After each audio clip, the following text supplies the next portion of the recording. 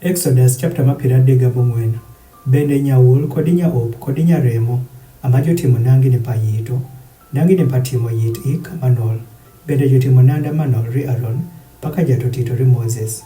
Bende go otimo kum wuok igol dana, nyaul kod nyaop kod nyaremo, kod nala manony morot. Bende jogoyo gol dana, nyolo kere sen mamok. Bende jong'ado sen no nyolo kere mwir. Ni joteye gine, nyaul kod nyaop kod nyaremo, kod nala manony gi tich mariek. Jotimo e chadre kum, ni oroti kum pach.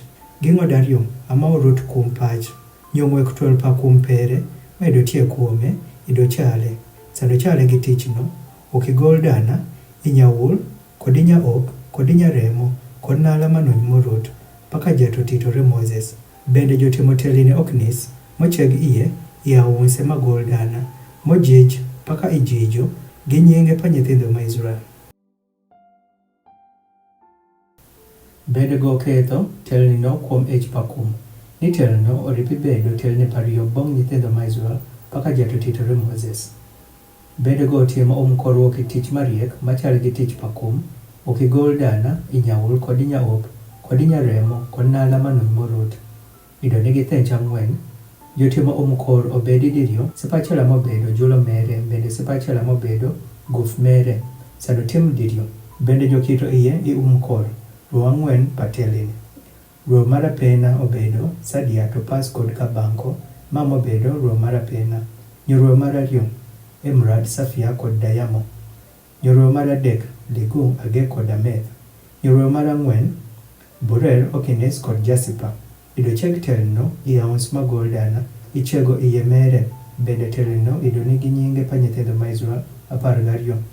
Lu nyinge pa jo, machale gi gima othon wuok i sum. Kis achiel gi nyinge mere, okidinje 12. Bende jotimo kuom kor, rony i yofe, rich tich wuok igol dana majuik. Bende jotimo aons ario wuok igol dana, kod ruth ario wuok igol dana, ne joketho ruthe no i yofe ario pa kor. Bende joketho rony ario morwich wuok igol dana, i ruthe ario kuom yofe pa kor. Yofe ario pa rony ario morwich, jotweyo yofe no i aons ario. Bende joketho aonse no kuom echad pakum i wang' mere. Bende jotimo ruthe ario wuok igol dana, bende joketho ruthe no kuom yofe ario pa kor, kuom der mere ma ido tie kuom thenge pakum iyu iye. Bende jotimo ruth ario man wuok igol dana, ne joketho ruthe no kuom thenge ario pakum iyu piny. Iyu thench mere, ikocha parut mere man, imol pang'wek 12 pakum. Bende jotweyo kor ichegine ruthe mere, bog e ruth pakum, gi nyaul thel. Ni onyal bedo imal pang'wek 12 pakum. Bende ni kor owei nyalo wuoyo, wuok i kum, paka jato titore Moses. Bende go timo kum nana, wuok i tich motwis, je otim i nyaul. Bende ido nitie yong i dier nana, paka yong pang'uch, gi twech i suor yong, ni owei choto. Bende jotimo kum nade pa nana, nyaul pomeg, kod nyaop, kod nyaremo, kod nala morot. Bende jotimo tong'ili, okigol dana majuik. Ne joketho tong'ili no i dier pomeg, kuom nad panana, i suor i dier pomeg, tong'ili achiel kod pomeg achiel, tong'ili achiel kod pomeg achiel, i suor nad panana, ni joriori iye, paka jato titore Moses. Bende jotimo jume, okinala manony, wuok i tich motwis, ri Aaron kod ri wuod pere, kod jongo motimo okinala manony, kod dhunga maber, okinala manony, kod palech nala, okinala manony morot, kod twel achiel, okinala manony morot, kod nyaol, kod nyaop, kod nyaremo, okitich piso, paka jato titore Moses. Bende jotimo sen pa iu manol, wuok igol dana majuik. Bende jondiko kuome, dik machal gi gima othon gi sum, nolo bong jat. Bende jotweyo kuom sen no, nyaul thel, ni otwei sen i kama jul kuom jong, paka jato titore Moses. Nyoameno paka ochow, tich je paka nyor padar pachich. Nyithindo ma Israel jotimo ameno sana jolu gino je ma jato titore Moses, ameno paka jotimo.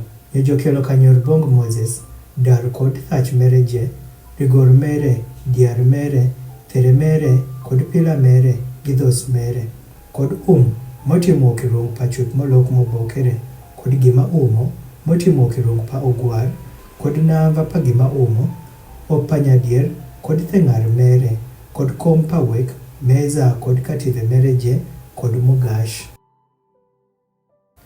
Haimanoni gi lar mere, wuon gi lar ma ikito i lob, kod katidhe mere je, kod tum patala, kod kamim motimo gi gol dana, kod tum ma iyuto gine, kod ng'wek mamit, kod hek pathigo pakanyor, kamim motimo gi brazana, kod leg mere motimo gi brazana, theng'ar mere kod katidhe mere je, baf kod liend mere, hek pageng, pila mere kod dhos mere, kod hek pathib pageng, thot mere kod chwen mere, kod katidhe je, ma iyito gine i kanyor, ridar pachich, nangini pa yito, ma itimo yit iye, ikamanol kod nanda manol pa Aron Javas, kod nanda pa wuod pere, ni joriori i och pa Javas. Sano jolu kis gimoro je ma jatotitore Moses. Ameno apaka nyithindo ma Israel jotimo tich je. Jo Moses ong'iyo kuom tich je. Nyoneni jotimo paka jatido tito. Wuon ameno apaka jotimo. Jo Moses omiyo josilwany.